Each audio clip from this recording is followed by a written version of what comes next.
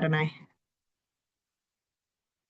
Okay, welcome everyone. Thanks for being here. This is the first consortium meeting of 2026. I hope all of you are having a great start to your new year. And we're really excited to have some guests here today to talk to us about some changes to the SNAP program. So we are going to spend most of the meeting talking about that. But wanted to get started. For those of you who are new to the consortium, wanted to give you a little introduction. I am Mickey Davis. I'm joined by Adonai Cuevas and Michelle Meyer, and we are the Community Food Access Program team. And we host this Community Food Consortium, which is a place for small food retailers in low income, low access areas of the state to connect with each other and solve challenges like distribution issues, pricing issues, and connect small food retailers to the wonderful Colorado agriculture that we have here in our state. And we are so excited that we have so many amazing farmers, ranchers, and farm direct operations in our consortium as well. So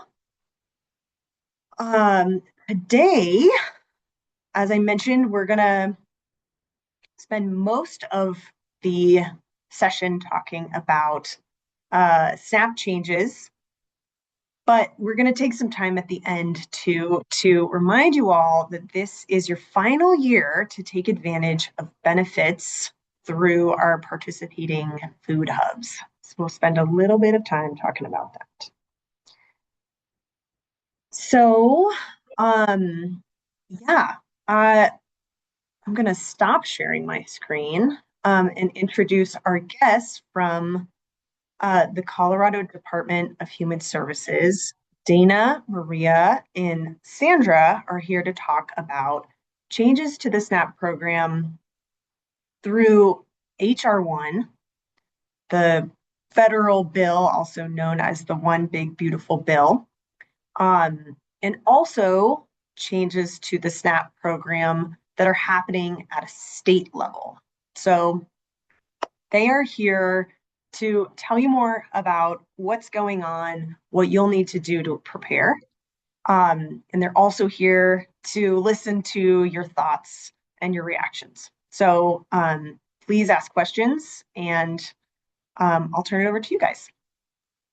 Wonderful. Thank you so much, Mickey. And good morning. Buenos dias, everyone. I'm going to share my screen first, and then I'll take a minute to introduce ourselves. So give me 1 second.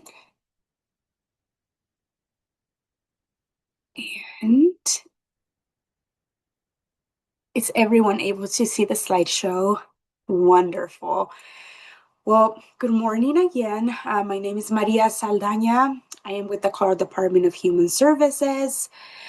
My role at CDHS is to administer 2 programs.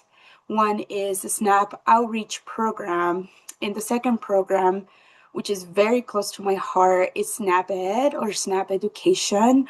Unfortunately, with HR 1 changes, SNAP Ed funding was discontinued, and the SNAP Ed program basically a lot of states are working in sunsetting the program this year. Some states, did that work last year, but it's very sad to see that go. I know some of you here in the call were also helping implement the program. I think I saw Dr. Pena in the call. So nice to see you, and I know that you did great work while you were able to do some implementation of SNAP Ed.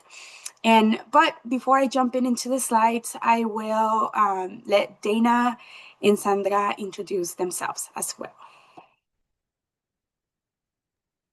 Hi, everyone. I'm Dana Sobel. I am on the strategy and operations team with the Colorado Department of Human Services. And thanks so much for having me. Yeah, hi everyone. My name is Sandra Chavez, and I'm the SNAP Reach Coordinator at CDHS, and I work closely with Maria and Dana. I'm happy to be here today. Thank you both. So like Miki mentioned, we're here just to give you some updates on HR1 and how does that affect the SNAP program. So as most of you know, on July 4, the Big Beautiful Bill was signed into a law, and the law contains several provisions that affect the Supplemental Nutrition Assistance Program, or SNAP. These include changes to the SNAP eligibility, benefits, and program administration. And just to give you some background information, we serve around 617,000 SNAP clients here in the state, and we disbursed around $120 million in SNAP benefits every month. So one of the biggest changes that we saw with these new provisions with HR1 was the definition change of able-bodied adults without dependents, or ABADs. So effective November 1st, who is considered an ABAD has expanded. The new definition of an ABAD is individuals who are age 18 to 64, physically and mentally able to work, so not disabled, and do not live in a household with a child under 14 years old. So the big change here is that now individuals age 55 to 64 are now included in the definition, as well as individuals with a child in the household age 14 to 17.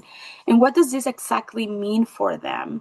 So any adult age 18 to 64 who meets the definition of an ABAD, and now this include individuals experiencing homelessness, veterans, and those 24 and younger who age out of foster care, must complete 20 hours a week of volunteer work or work for pay, or a combination of both, or qualify for a different exemption in order to stay within the SNAP program. So as you can imagine, let me go back to the previous slide. The folks who before did not were not included in the definition, so those age 55 to 64, now have a big change, right? Now they have to prove that they are working 20 hours a week or volunteering 20 hours a week in order to be able to stay in the SNAP program and continue to receive benefits. Another provision that was included in HR1, it's regarding non-citizens. So this provision makes changes to non-citizen eligibility for SNAP. The provision would reduce the number of people with different immigration or refugee statuses that wouldn't be eligible. However, there were some inconsistencies and lack of detail included in the policy that was provided from FNS to the state. So since the state didn't have the right information to implement this, on November 26th, a lawsuit was filed to FNS by Colorado and other states. For now, we are continuing business as usual, as we don't have clarity on specifics on this policy, but we're waiting for more information and clarity from FNS in order to start applying this new policy or provision. However, we know that it will reduce the number of people that will qualify for SNAP with different refugee statuses. And then the last thing I wanted to bring to your attention is the SNAP administration funding changes. So before HR1, the federal government paid about 50% of SNAP administrative cost. So any costs that go into like staffing, systems, call centers, etc., and these are for the state and for the counties, and the states cover the other 50%. After HR1, and this provision specifically starts after federal fiscal year 27, which starts on October 1st of 2026, so this current calendar year. The federal share will drop to 25%, and the state local share will increase to 75%. So basically, this provision would reduce the amount of federal funds provided to Colorado for the administration of SNAP, and Colorado must now cover a much larger portion of SNAP administrative cost. We are thinking that, or we're expecting to lose about $50 million in federal funding because of this provision. So those were I think there were other changes, like I mentioned at the beginning, the loss of the SNAP education program that has been in place for over 30 years. We were reaching about 20,000 adults and youth through nutrition education.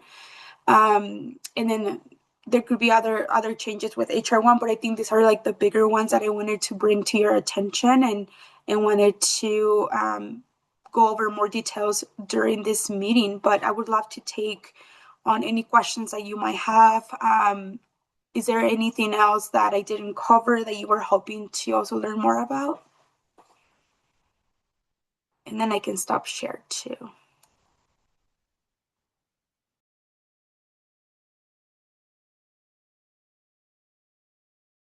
Go ahead, Marion. You're on mute, Marion. I know, I'm sorry. I had to unmute myself. Doesn't go as fast as I'd like it to. So I had a couple of questions. Given what you already know about the changes, how many SNAP customers have you lost?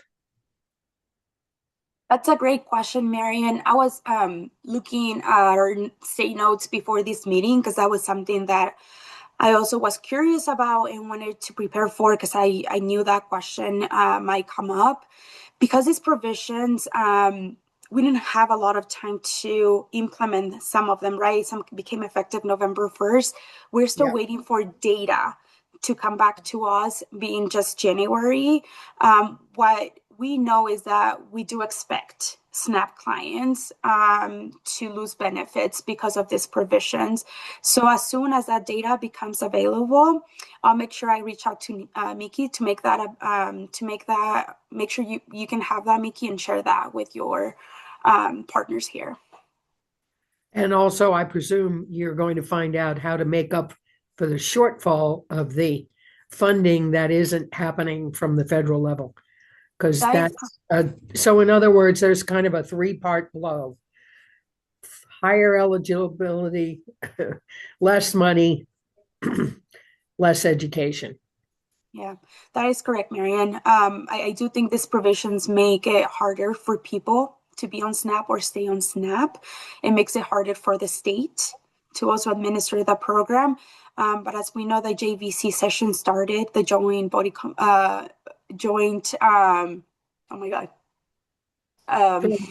Joint budget committee. Thank you.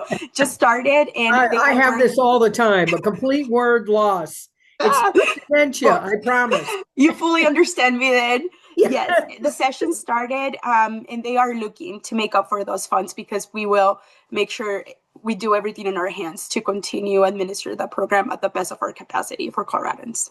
Okay, thank you very much. Of Thank course. you for your work under these difficult times. Appreciate you. Thank you. Dr. Peña? Thank you. I won't take too long. I just want to, can you all hear me? Yes. We've noticed several things in how we're responding to the loss of eligible participants and also the reduced amount of benefits that they get on EBTs.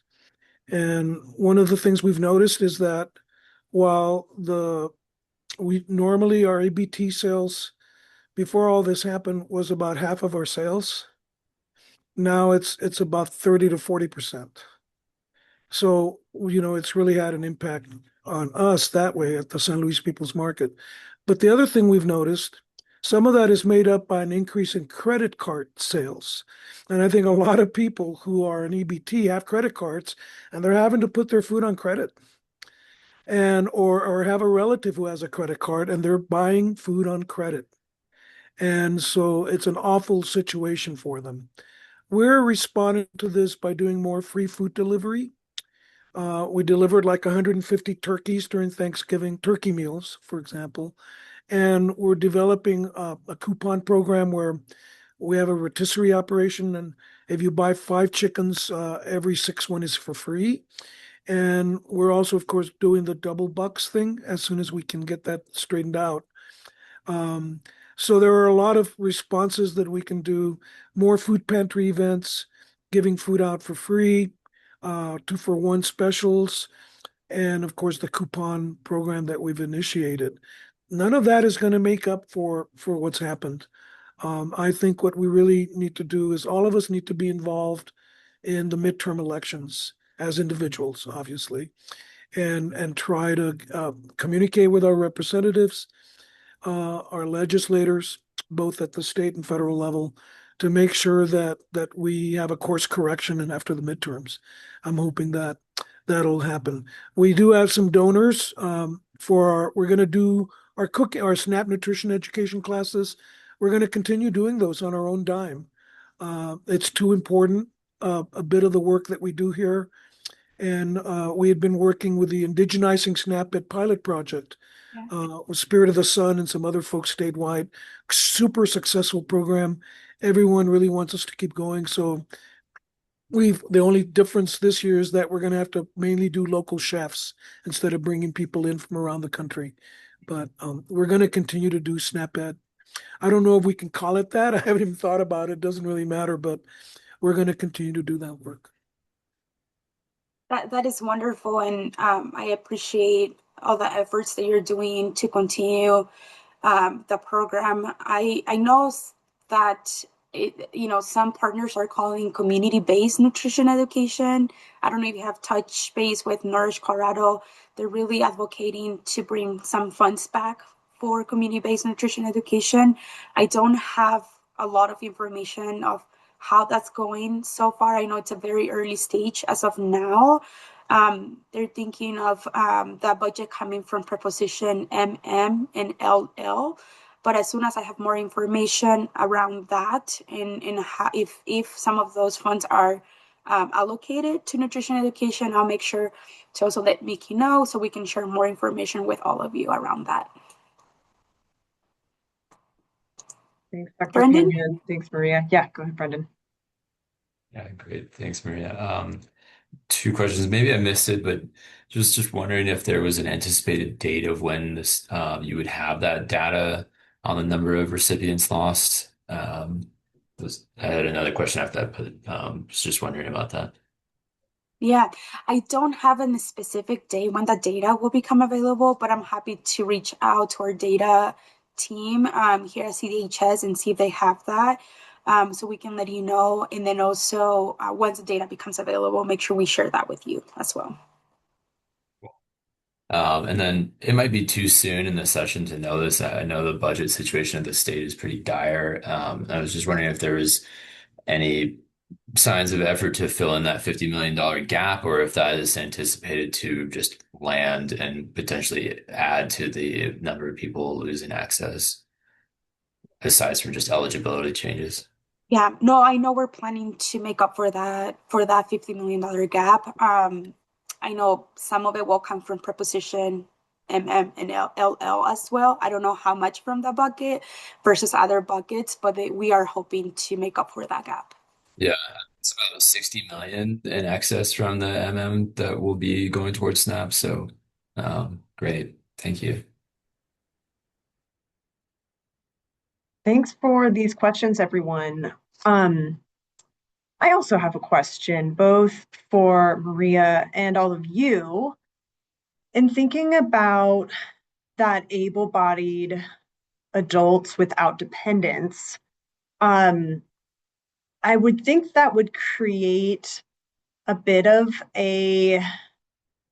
perhaps a population who is looking for work, either paid work or volunteer work. I guess my question for CDHS is, what sort of administrative requirement is on the business to prove that they are providing volunteer work to, someone who needs to prove it to get SNAP. And then for businesses, is this something you're thinking about, or is that a place where you could easily plug in a volunteer shift to add to your support?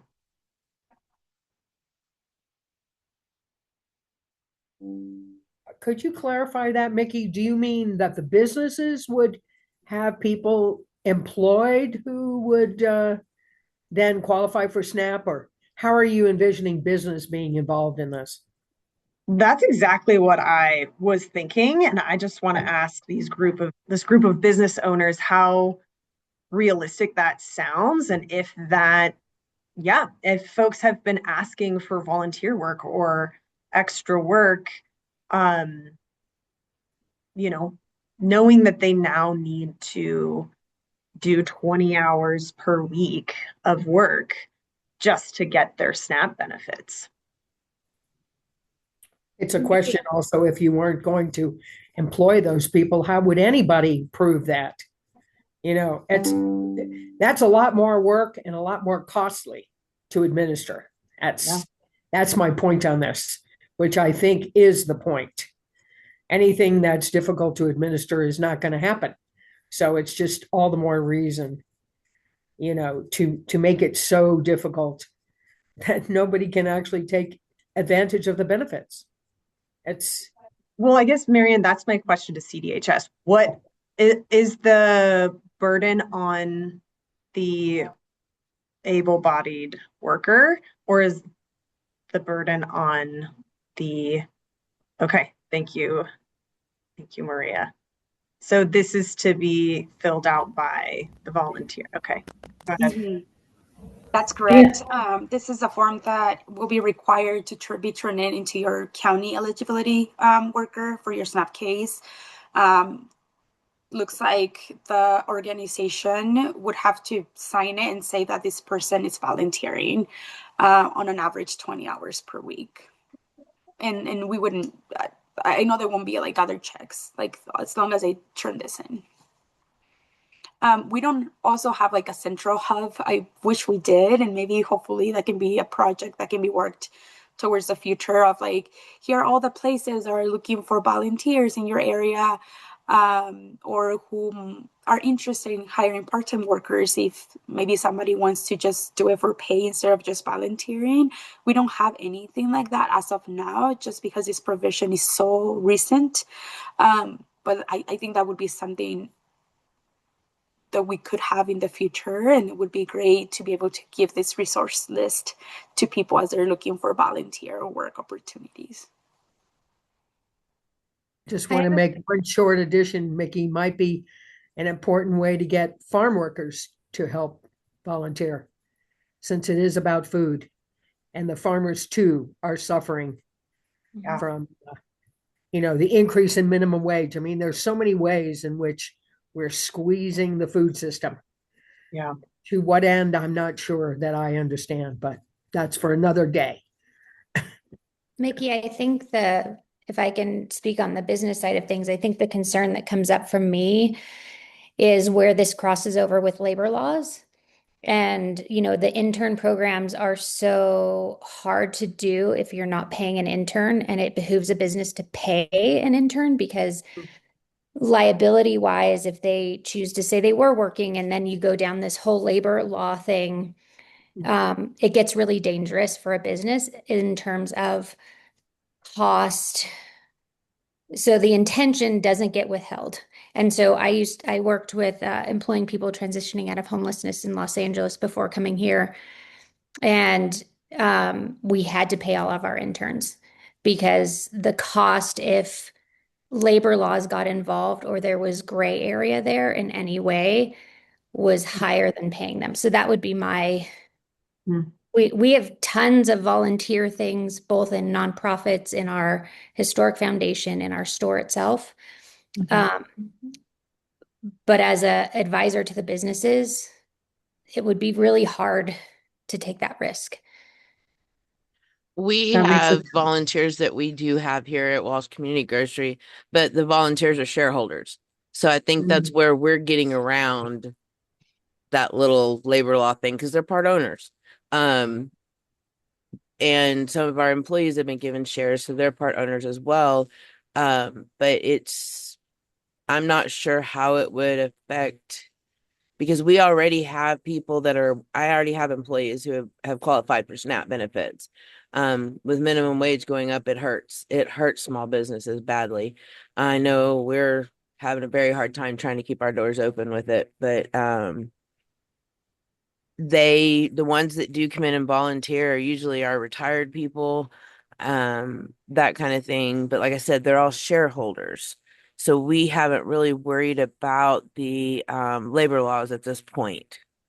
And I do keep them in in the system stating that they are volunteers. So that's, I don't know, different situation for different businesses, I think. We're facing, I mean, we're still an LLC, but this spring we're converting to an Article 58 employee-owned co-op, which we're looking at. One of the questions we need to resolve is related to what you were just talking about, Ms. Risling, which is Pinnacle. How do you handle the workers' compensation? And if you're adding volunteers, or even if they're unpaid volunteers, you got to recalculate the rate on the workers' compensation with what we pay to Pinnacle, right? They would insist on, so it does add an administrative burden on us to even accept volunteer help because they need to be recalculated into the Pinnacle rate. I think that said, Mickey, I mean, we would have incredible interest. I mean, specifically in the youth programs. We do youth programs with kids. We have kids that come and run their own businesses. We allow them to use the property, and we've worked with the state to allow them to run a burger stand if they're under 18, and we help them with their books and they do all those things. So we would love to do it because I feel like catching them at that point is such a vital part of their success long term. And that's where I felt the most impact working in Los Angeles. But again, it's all these things. It's like, it's just such a risk, and maybe we just need to take those risks because they're humans and that's what we have to do. But they are all the things that I think cross my mind, just, yeah, with what's happening. But interest is there to back you on that side of things. Well, I will defer to all of you. It was just a thought that came into my head. Thank you so much, everyone, for weighing in. I feel like this is a very interesting discussion, and this is sort of what we're tasked with. How can we create solutions at our community level, given a loss of support from the federal level? So yeah, it just an idea. Happy to brainstorm more with this, and if there is interest and you think it could be feasible for your business to kind of open up some opportunities so that folks can get 20 hours or part of their 20 hours, I would love to keep talking about this more and collaborating with CDHS in the way that makes sense. But I know, Chelsea, you had something to say. Oh, looks like Oh, yeah, thanks, Mickey. I just kind of posted a synopsis. But so I work with Community Food Bank, so we're a nonprofit, and we recently met with a representative from our local county DHS to get registered as a verified volunteer site, so that people who volunteer with us can report the hours they do so to our county to count toward programs like SNAP and cash assistance and things like that. And they did not require us to provide the entire 20 hours a week. So for each person, we would just write, this person on average volunteers this number of hours a week. And then the onus is on the county level to check in with us to make sure that, it's being adhered to. So that process was very smooth. I mean, if you're talking about an administrative burden, I think that we had a 20-minute initial meeting where we went over paperwork together. And everything since then has just been very minimal and through email and like not a big time commitment. And then other resources for if you have folks who are shopping who are like SNAP recipients who are being impacted by this. I think a good resource for them is local like workforce center equivalents. So like in Mesa County, we have the Mesa County Workforce Center, and it's just a good repository of resources and information about businesses and agencies that are hiring. They also provide free assistance with like resume building and in interview prep, and they do have internship opportunities available, funding dependent, for paid and unpaid internships and on the job training and things like that. So that can be a really good tool for community members affected by this rule. Super helpful. Thank you so much.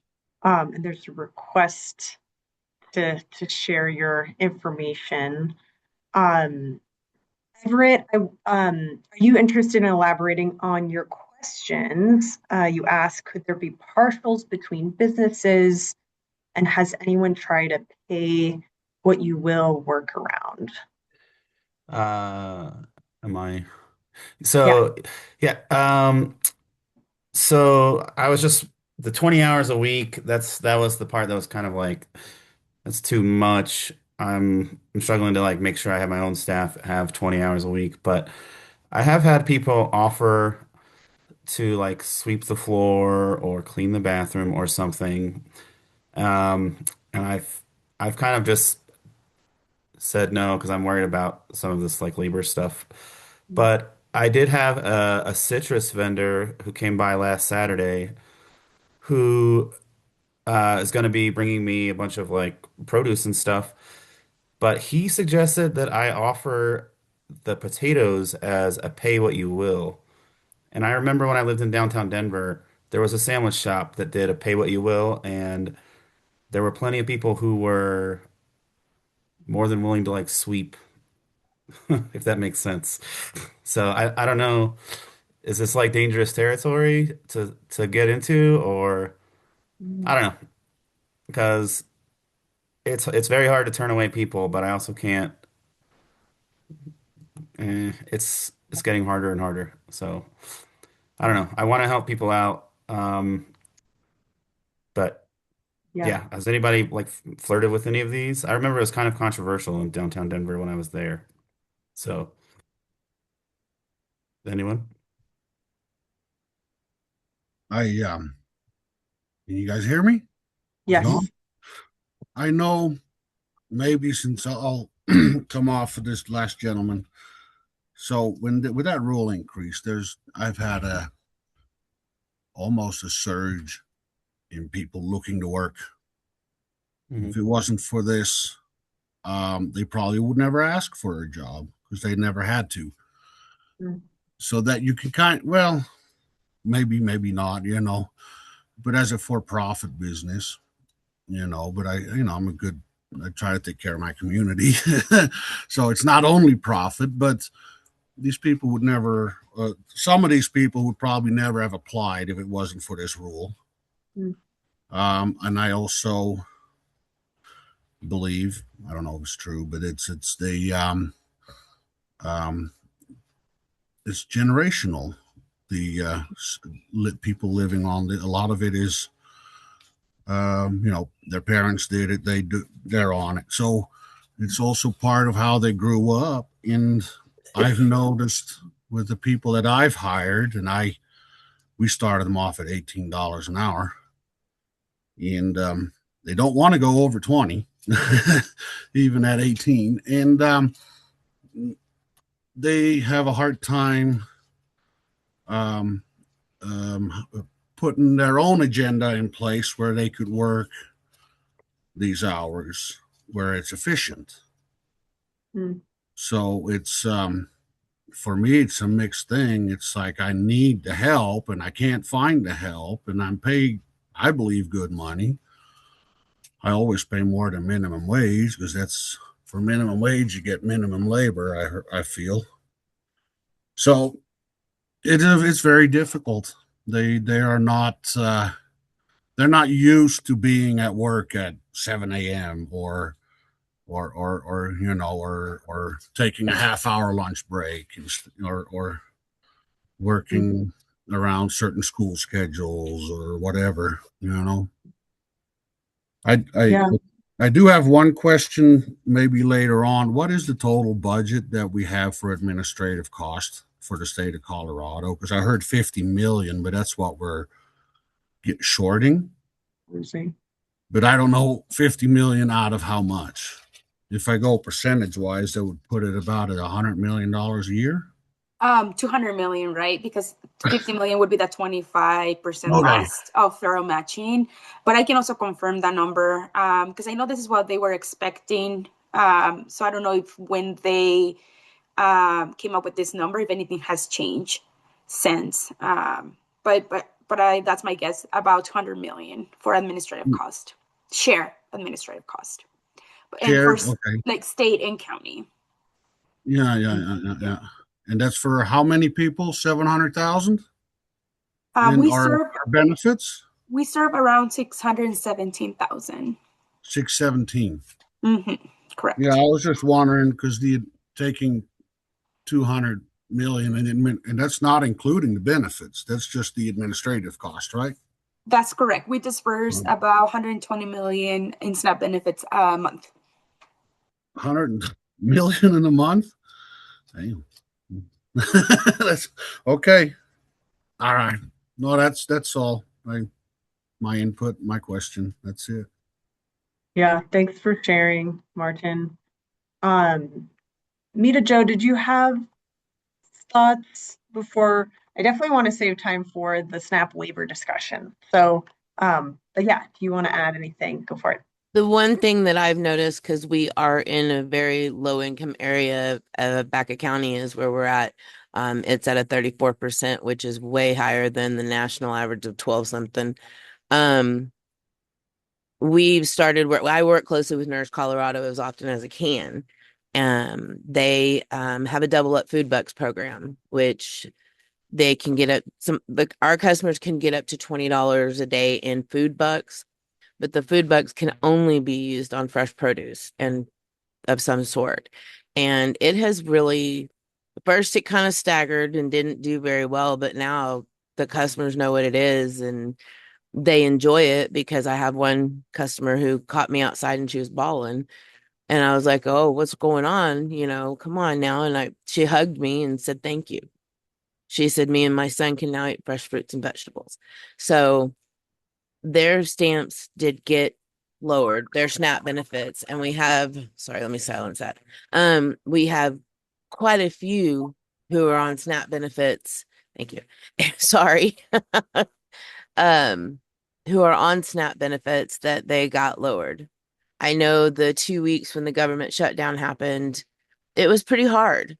It was pretty hard on a lot of our residents here in Walsh and in the surrounding area with us. But we still had some things in place that we were trying to figure out how to help. So some people had food bucks that had been piled up. They just came in and were buying those. But it's like I said, I do have volunteers, but most of my volunteers, in fact, all of my volunteers have been shareholders. So it's just like an owner coming in and because we have 400 and some owners for our store. So, but yeah, different programs working together, I think is what's going to help the most. Because losing some SNAP benefits it's going to affect people and it's going to affect us. Our sales were way down those 2 weeks that the government was shut down. So, I think it's something that we all need to pay close attention to, basically, try to figure out how to keep it going. Yeah.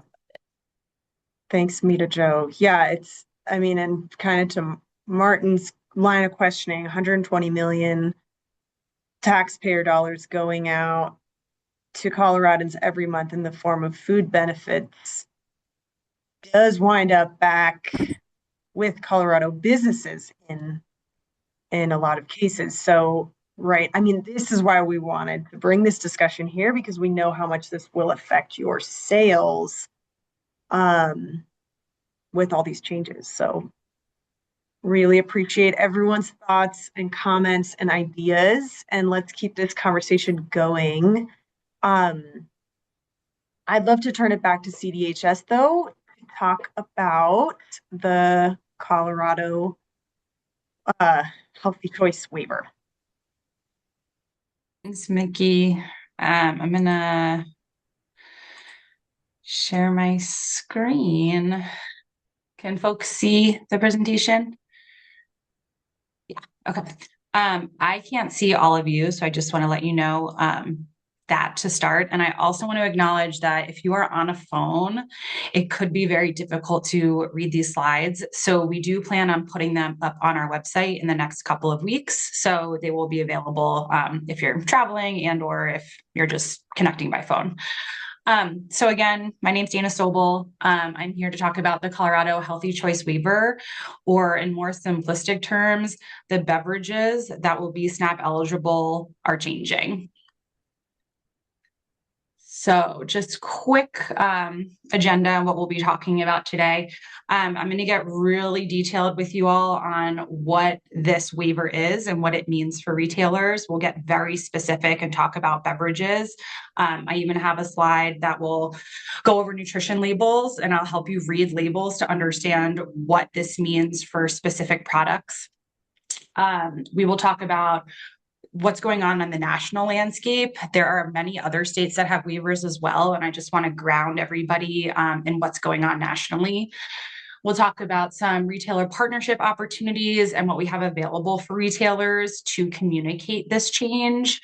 And we will also talk about the communication plan that CDHS has and how we are communicating this waiver to clients, counties, and retailers like yourselves. We'll go over some compliance and monitoring. So how do folks and retailers know that they're in compliance, and what does non-compliance look like? And then at the end, I'm happy to take any and all questions. So hopefully some of the questions will be answered throughout the presentation. Okay, so just to get started and give some kind of zoom out greater context, this waiver was signed by Governor Polis in August, and the waiver was really signed in an effort by state leadership to improve the health of Coloradans and expand access to more healthful options for those on SNAP benefits.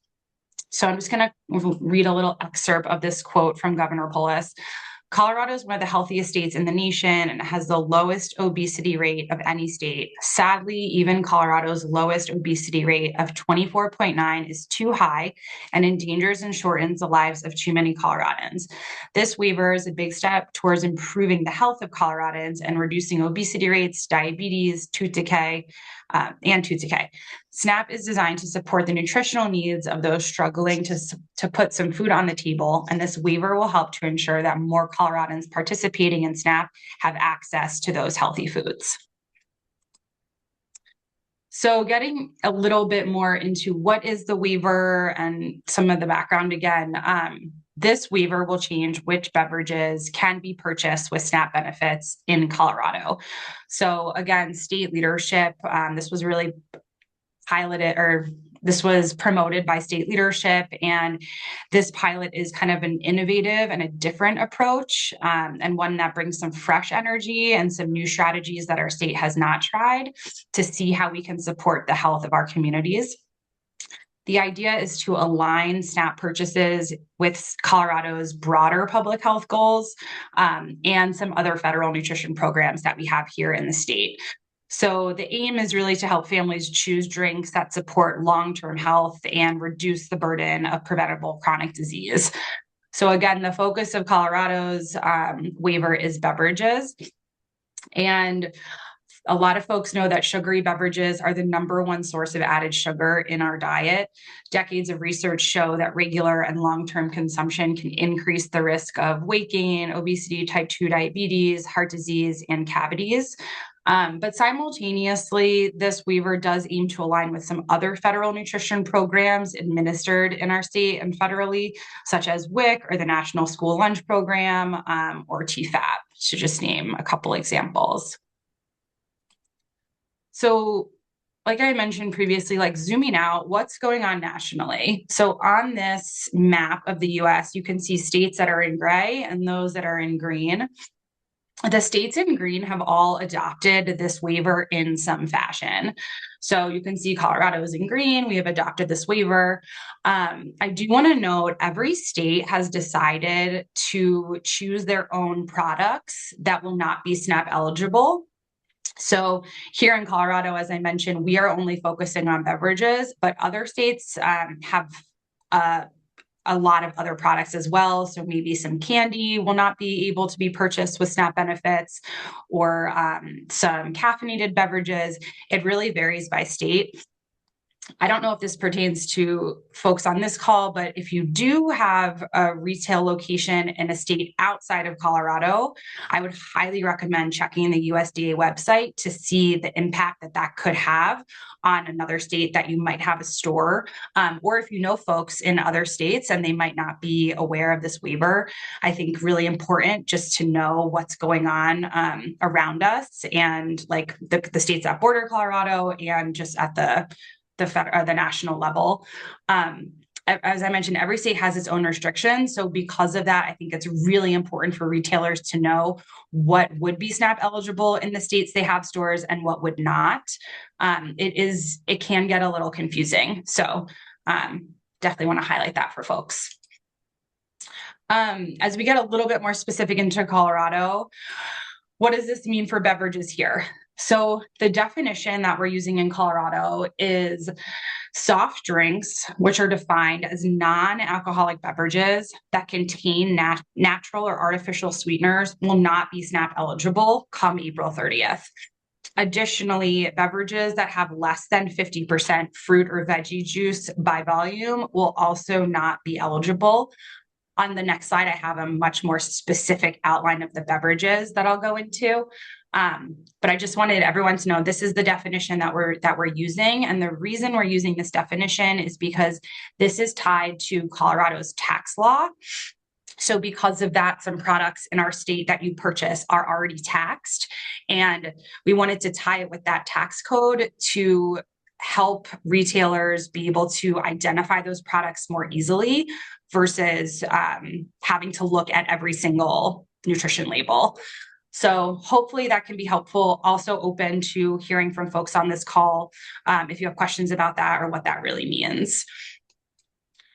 Okay, so let's get into some beverage examples. So this slide hopefully is pretty clear. We have excluded beverages on the left-hand side and beverages that are included with SNAP that will still be SNAP eligible on the right-hand side. Those that will not be SNAP eligible come April 30th would be a soft drink, or commonly known as a soda, beverages with added sugars, beverages with artificial sweeteners, or those that have less than 50% fruit or veggie juice by volume. But importantly, the beverages that will still be able to be purchased with SNAP benefits are those like infant formula, any milk or milk substitute. So your cashew milk, your almond milk, your chocolate milk would still be SNAP eligible. A product where milk is listed as a primary ingredient, and I'm going to go into when we actually look at a label what that looks like. I think that's an important nuance in this change. And then beverages that have 50% fruit or veggie juice by volume. So your 100% orange juice still included, still SNAP eligible, and of course your waters. So also want to mention like sparkling water that doesn't have artificial sweeteners or added sugar would still be eligible as well. I know those have become really popular. So drilling down even more, I have 3 nutrition labels on the screen. Hopefully can describe them for folks that are on the phone as well. The first nutrition label all the way on the left, I have a red arrow that points to includes added sugars. The first nutrition label says includes 0 added sugars, so it's 0%. If you drill down even farther into the ingredient list, there's an artificial sweetener listed in that ingredient list. So because of that artificial sweetener, this beverage would not be eligible to be purchased with SNAP benefits moving forward. The middle nutrition label, similarly, I have an arrow pointing to the added sugars. This added sugars has 23 grams of added sugar, and in the ingredient list, there was no milk was listed. There was no other exclusions. So because of that, it has no milk-based ingredients. It would not be eligible to be purchased with SNAP benefits moving forward. And then lastly, I have an example, which is a little bit of a nuance, and I'm happy to answer questions around this at the end. But you can see I highlighted the added sugars as well. It has 22 grams of added sugar, but if you drill down into the ingredient list, reduced fat milk is listed as a primary ingredient. Because of that, this beverage would be eligible to be purchased. So I just really want folks to understand that there is a little bit of nuance, and sometimes we have to get a little bit more specific in the ingredient list, even if it has added sugars. So hopefully that is helpful. Now kind of moving on to who does this apply to? So this change will apply to any SNAP purchase made within the state of Colorado. So for example, if I live in Colorado and I have a Colorado issued EBT card and I go to purchase at my local grocery store, this would apply to me. This change would apply to me. This would also apply to a non-Colorado issued EBT card. So for example, if someone's taking a road trip and they're driving through our state and they stop to get something at a gas station, this would still apply because the purchase is being made within the state of Colorado, and we have this waiver in effect.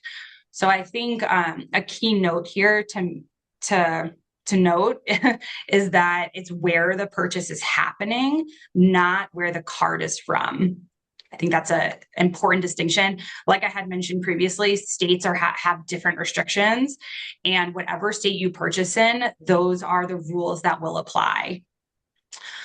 I also want to note that this waiver will apply to online-only retailers that do not have a physical storefront.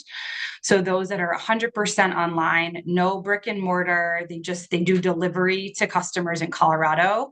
This would apply to those retailers as well. So again, just kind of hammering it home, if you're selling to a customer in Colorado, the retailer is responsible for ensuring that the beverages they sell meet our definition of excluded products and cannot be purchased with SNAP benefits.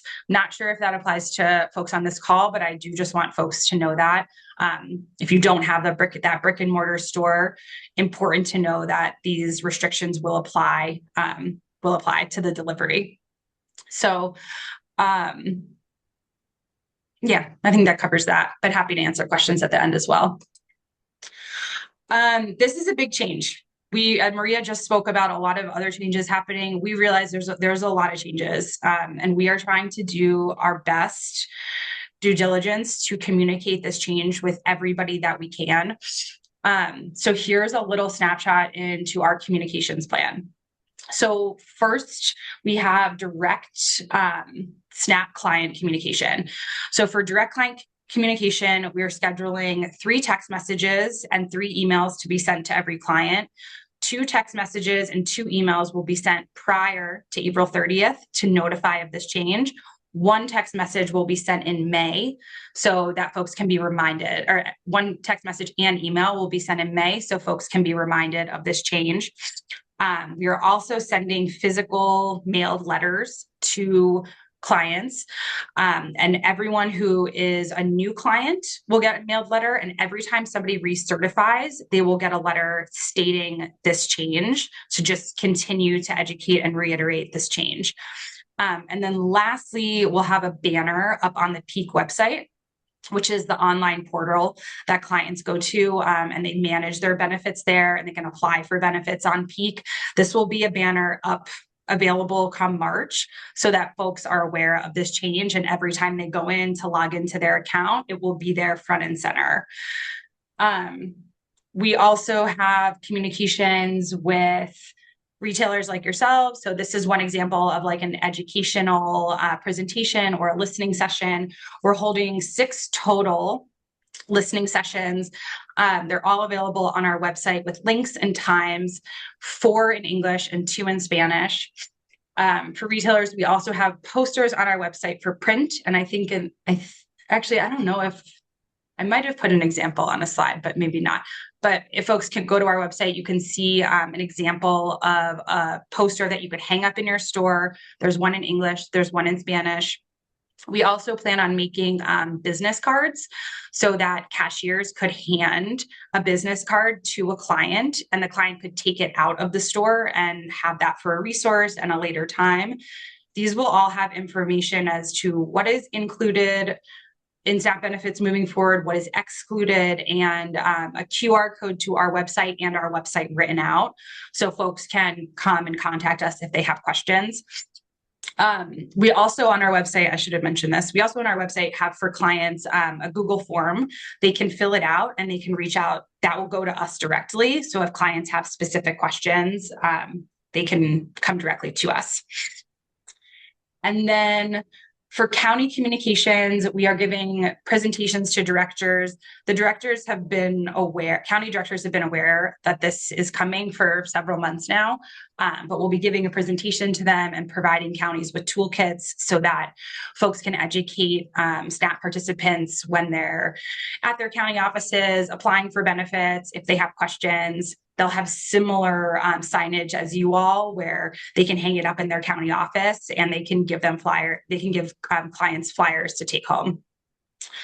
And then agency partner communications. We've done a lot of communications with folks that work directly with SNAP clients. And that's just very helpful so that they can have, it's a more targeted outreach approach in addition to all of the other outreach and communications that we're doing. So a little snapshot there. Okay, in terms of retailer partnership and expectations, as I mentioned, we are implementing this April 30th, 2026. So I would suggest that retailers start reaching out to their POS system providers, seeing can these updates be made and what is the timeline for updates to systems that it might take. If folks are encountering barriers with updating POS systems, I highly encourage you to reach out to us directly. At the end of this, we'll have several ways for folks to reach out to us in case there are problems and or you're encountering some barriers. But we are asking that retailers take the lead on that, understanding what's required, making sure the systems are updated and ready by April 30th. Yeah, and then I already mentioned posters and signage. And then I think it's really important to highlight, like, how do retailers know, how do retailers become compliant with this change? The main way that we will know that retailers are compliant with this change is what we're calling an attestation form that's available on our website, both English and Spanish. So I'm also emailing it to all retailers that we have email addresses for as well. So what we're asking for is that this attestation form be filled out. I think it has the retailer location, the address, maybe your contact information, and we're tracking every form that we receive to ensure that folks know about this. And if we don't receive forms in the next couple of months, then we will continue to do outreach to retailers to ensure that they know about this change. After the waiver goes into effect, so after April 30th, the federal government, so USDA's FNS, will take the lead on compliance and monitoring. They are the agency that authorizes SNAP retailers, so they will also be the agency to ensure that folks are in compliance. I'm going to discuss what non-compliance looks like on the next slide. But CDHS, myself, Maria, our team, we will be available for ongoing questions, support, any resources throughout the duration of the waiver. And we're going to keep our website as updated as we can with the new information that we receive and as that becomes available. We also, after April 30th, will likely hold like office hours. So folks retailers specifically can hop on, ask us questions, relay any potential barriers or any issues, and we'll be able to solve some problems real time. So hoping that will be helpful to folks. Okay, so what happens if a retailer is not compliant with this change? So I want to start with there's a 90-day grace period that all retailers will be receiving after implementation. So we are implementing April 30th. 90 days from April 30th is July 29th, 2026. So retailers have those about 3 months to contact CDHS. Again, if you're encountering barriers, there's issues, whatever it might be, you have additional questions on products, this 90 days, that's the time to reach out to us so that we know and we can help solve any problems. After that 90 days, USDA can conduct compliance checks. So we've heard that these checks can be, and probably likely will be, in conjunction with other regular compliance checks that they have with retailers. I have not heard that they will be doing checks just for this waiver. I have heard that they're going to include it in the other checks that they do regularly. So if after those 90 days, a retailer is found to be non-compliant, they'll receive a warning letter from the USDA, from FNS, and that will count as the first violation. So following that warning letter, retailers get another 30 days to become compliant. If non-compliance is found again, a retailer can be and probably will be involuntary disqualified from selling SNAP products. This was what they consider a second violation. If a retailer is involuntarily disqualified, you can request an administrative review of that decision. And then most importantly, retailers who are voluntarily disqualified can also reapply. This does not bar you from reapplying. As I think you would have to show that you're in compliance, likely, if this was the reason that you were involuntarily disqualified, but you can reapply. There's no barriers there. So I want to be clear on that.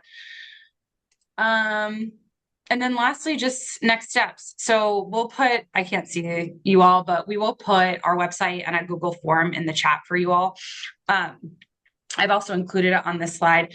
This is the best way to contact us. So you have, you're a retailer and you have like very specific questions for CDHS, please reach out to us. We're here available to like answer your questions, work with you and partner with you all. So that's the best way to get in touch with us. The second best information sharing tool that we have is our website. Our website right now is very heavily geared towards retailers. It has a lot of information for you all.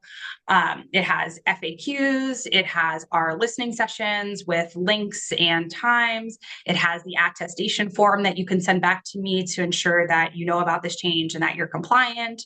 It has a beverage matrix, which is basically like a tree that asks, like, if you purchase a beverage, would this be SNAP eligible or SNAP ineligible? And it walks you through a specific beverage.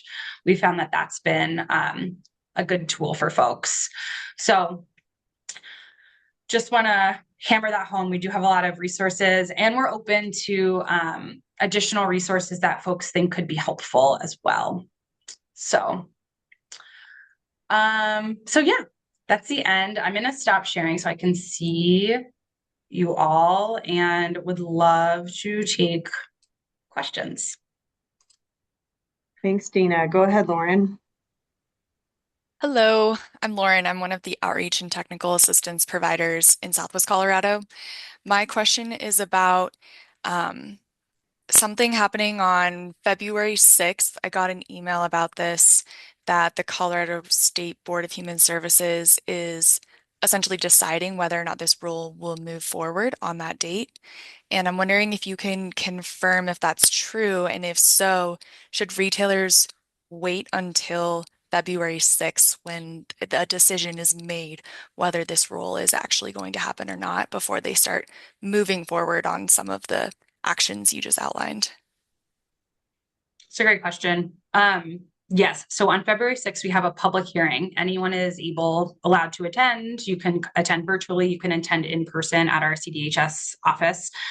I think considering that it's in two-ish weeks, if you wanted to hold off, that would be your decision. I might just start to inquire, like, what would it take to change your POS system? Would it cost you anything?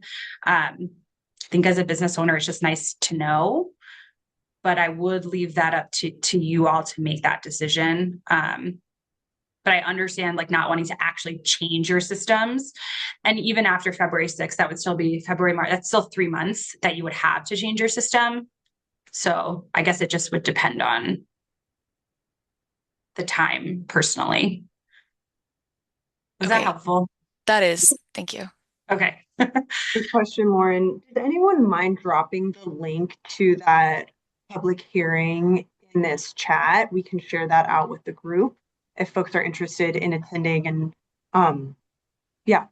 speaking there. Mickey, I can also send you the info after and you can share it out with folks if that's of interest. That'd be great. Thank you. Yeah, no problem. Okay, we've got some questions in the chat. Chelsea asks, could you repeat or clarify what constitutes an administrative review? Is that like a contestation to avoid being involuntarily disqualified?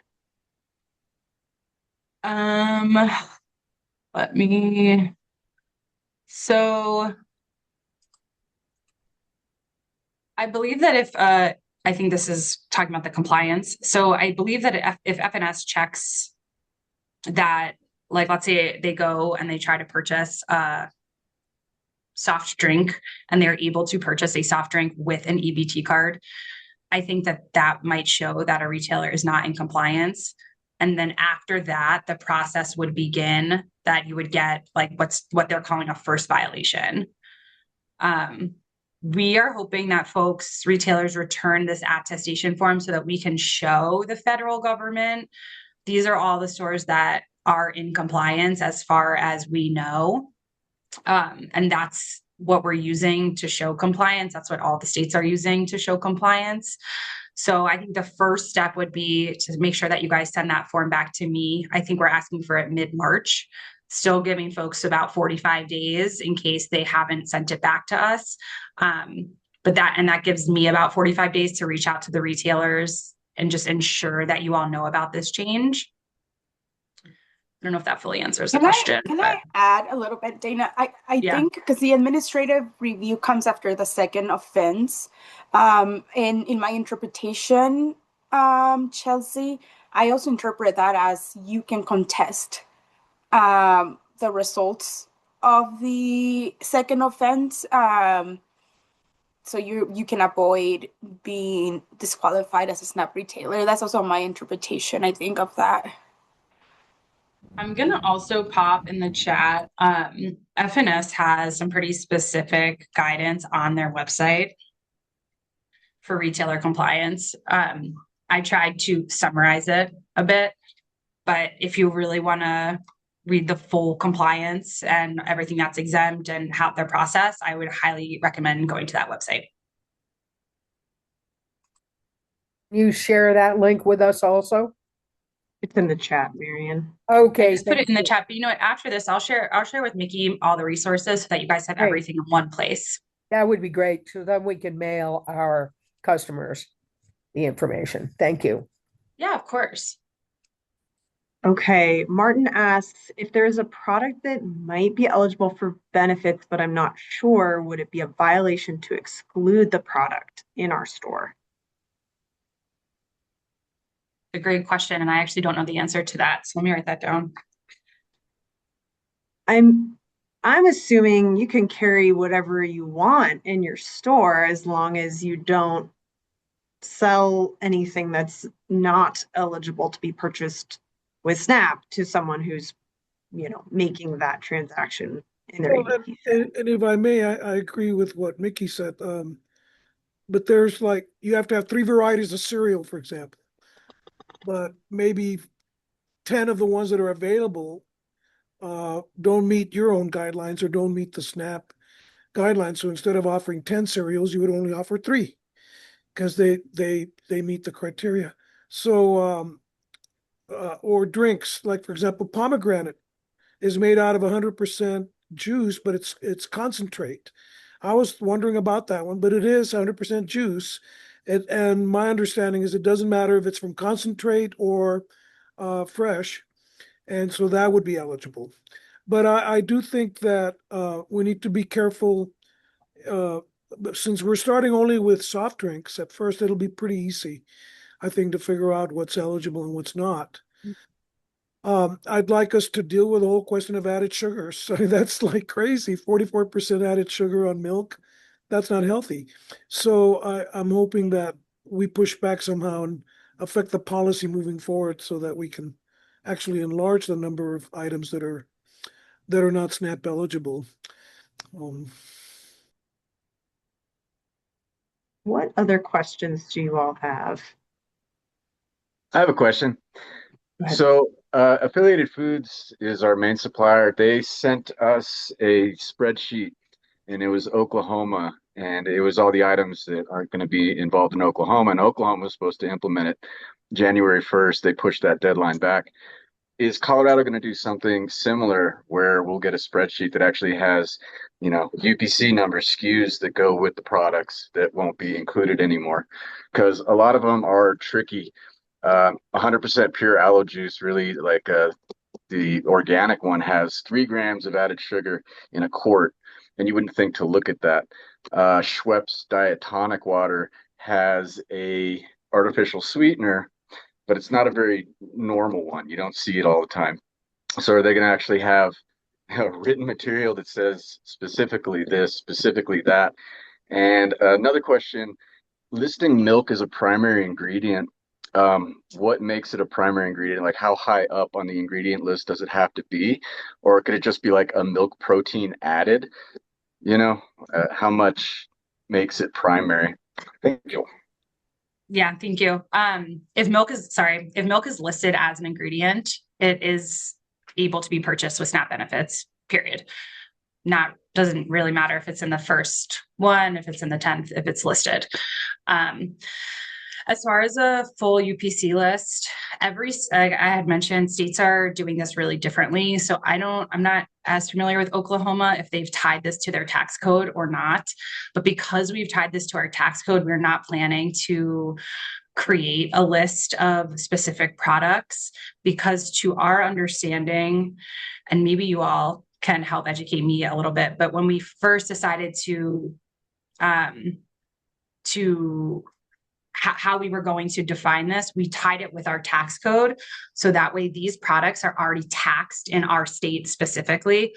Oklahoma might not have a tax code where products are taxed in that way. So as an example, like if I go and buy a soft drink, I am paying some sort of state tax on that, period, with my credit card. If folks in Oklahoma, they might not be paying any sort of state tax with that.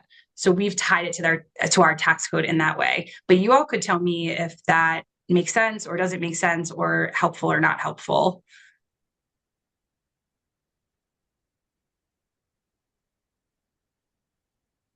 So in that aloe drink that I was talking about, it's just taxable for our city tax, because we have a city tax on food here. So that the state wouldn't be taxed on that. But that's where that's really tricky. I'm gonna have to look at almost every label of every single juice box and things like that. The honest little juice boxes for kids, that wouldn't be eligible anymore. Those kinds of things. So it's going to be a lot of like label reading for me. So it's going to be really hard for me to have my POS system person who's in Utah know how to make any changes in my system. So it's gonna be me doing it manually. So that's just going to be a bummer. Well, Utah actually they're doing restrictions as well. So if your Right. providers there, they might already know about this in some fashion. Yeah, but each state's going to be maybe a little bit different. It's still just a matter of like him having to like know labels and without having a list with specific SKUs to go by, it's going to be really difficult to figure out how to change it in the system. I can look into if that's something that we can provide, and I can get back to you all. Well, I don't know, but we're affiliated as well, Matthew. So I believe that they sent us Nebraska's as well. I don't know if you saw that one, but whoa, that was a lot. Yeah, and Nebraska's is not tied to a tax code. So states who Nebraska's are was like not a mile tying, long. yeah, and I just want to be, I guess another educational point is that states who cannot tie this to a tax code in any way, those are the states that are supplying lists with SKU numbers and UPCs, because there's no way that retailers can tag it in any way. But what we heard before we decided how to go about this in Colorado was we heard from retailers that if it was tied to our tax code, that retailers would have an easier time. So I understand Nebraska's, yeah, I talked to those folks. They have a very extensive list. Theirs is also, I don't know if it's only beverages. I think it's a pretty extensive. It's not only beverages. Category. Yeah, they've got a lot going on. And I think they just implemented January 1. Sorry, I didn't mean to cut off your question though, if you had a question. Would it be a good idea for us to be able to use Nebraska's list or Oklahoma's in the drink section as like something to go off of, or I just don't know if that would be available to retailers outside of those states. But We've gotten it through affiliated foods. Yeah, I'll send it to you, Nikki. Yeah. So anyone who has affiliated foods, it sounds like they were contacted by affiliated, who's already up to speed on what Nebraska and what Oklahoma's restrictions are. And so these guys already have this list, but it's sort of a Venn diagram with like what Colorado's excluding and what Nebraska and Oklahoma are excluding. But it's a good place for these guys to start. Okay. So yeah, that's their question is, can we just go off of Nebraska's beverage list? No, I would not do that because Nebraska's list is way more extensive than ours. So I would just I think it's a really great tool, and I would caution folks that like if you're going off another state's list, then you could be excluding a lot more beverages than we are excluding, and I don't want you guys to miss out on what is still SNAP eligible in our state. Like I think Nebraska has any coffee drink is excluded, right? So, but I just told you that you could, if a coffee drink has milk, even though it has added sugar, it can still be purchased. So I just caution that. I think I'm finally understanding Martin's question is, are Colorado retailers penalized for not selling something that's allowed to be purchased in Colorado with SNAP? Yeah, and that's why I don't know the answer to that, so I hesitated to ask. I'm guessing you would be because there's a discrimination thing. When the shutdown happened, they always said that you cannot sell things more expensively to people on SNAP. I guess retailers might have been doing that, but then they also said you cannot give them any discounts. It's sort of like you can't discriminate against SNAP people. And so if you withheld selling something that should be SNAP eligible and you are a SNAP participating store, you probably would get in trouble for that. I would think so too.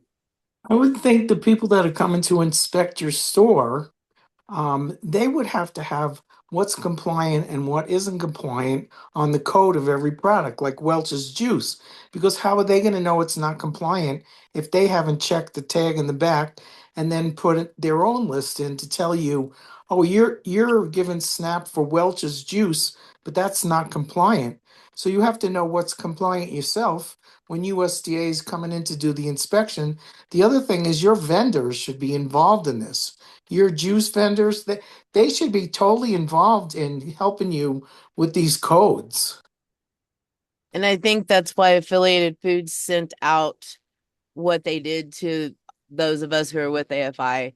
I don't know, but I've still got them saved in my emails just in case. Go ahead, Dr. Pena. Well, I have a specific,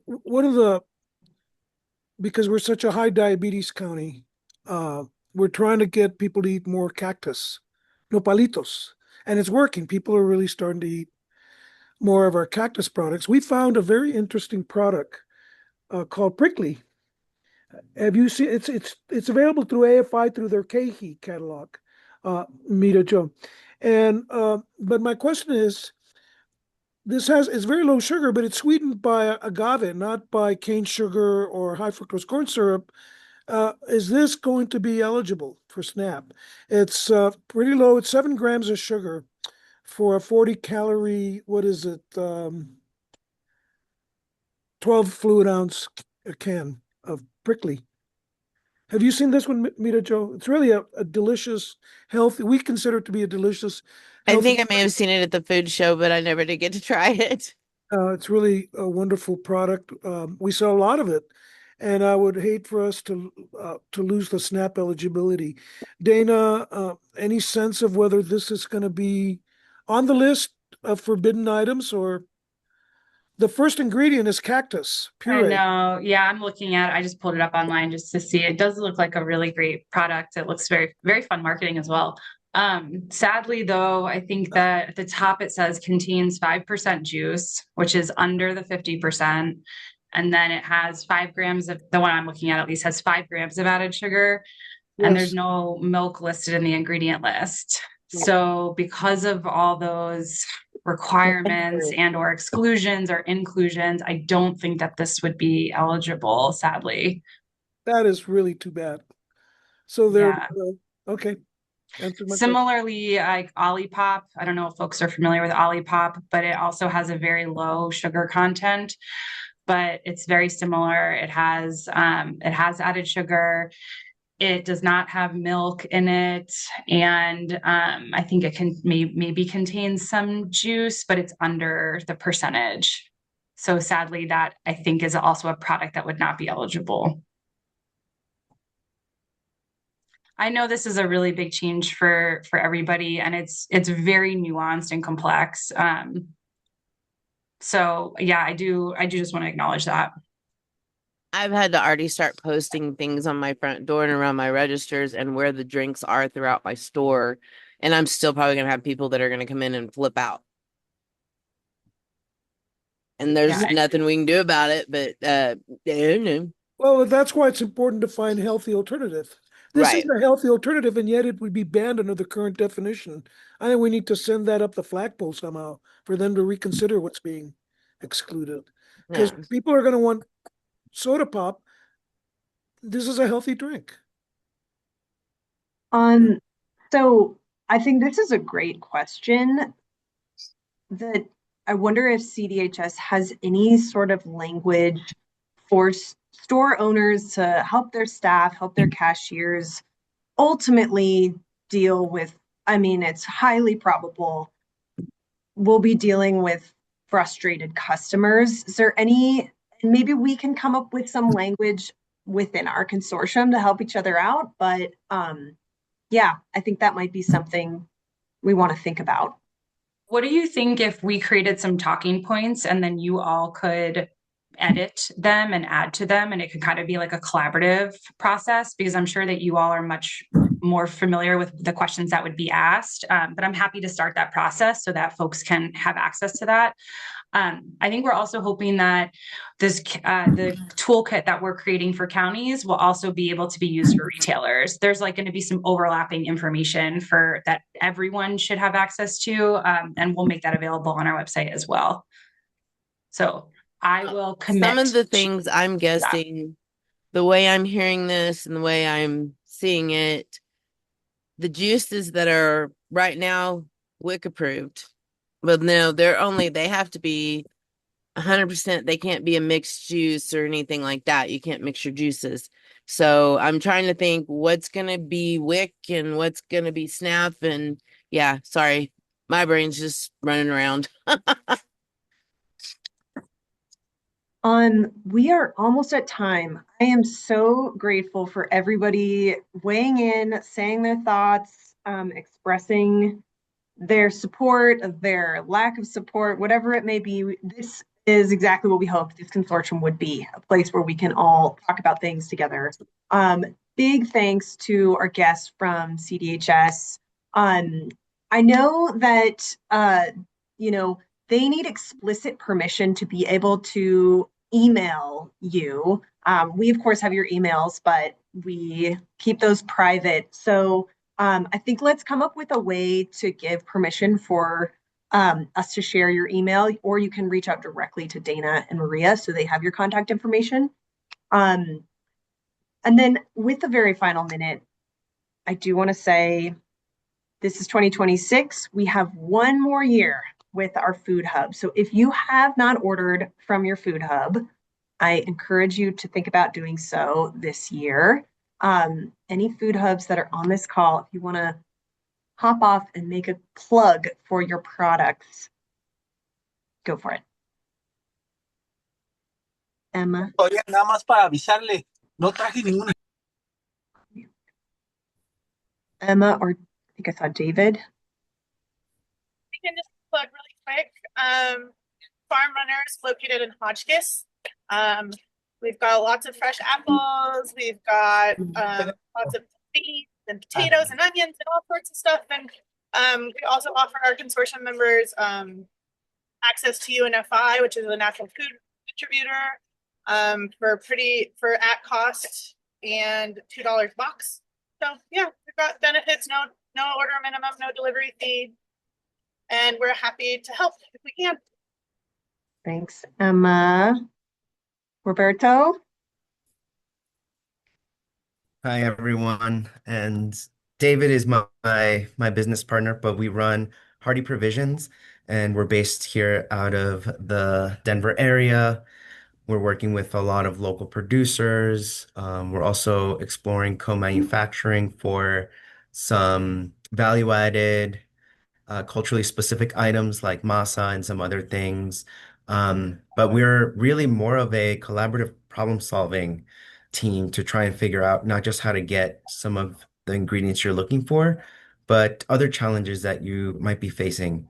And if we can align on logistics, infrastructure, other services that you're looking for, coordination, feel free to connect with us so that we can really put something together that can be mutually beneficial. But yeah, I think for us, we're really interested in seeing what happens, after this year and how our relationships can really provide value even after the contract ends. So we look forward to meeting with everybody. Thanks so much. It has been a wonderful call. We are past 11:30, so if you've got to get going, go for it. I will stay on to discuss anything you'd like to chat about. But if I don't see you for the rest of the month, have a great January, and looking forward to connecting with you guys later on in the spring. So see ya later. All right. Thank you. Thank you. Thank you so much, everyone. Thank you. Thank you, everybody. Thank you. Take care. Thank Thank you. you. Bye. Thanks, everyone.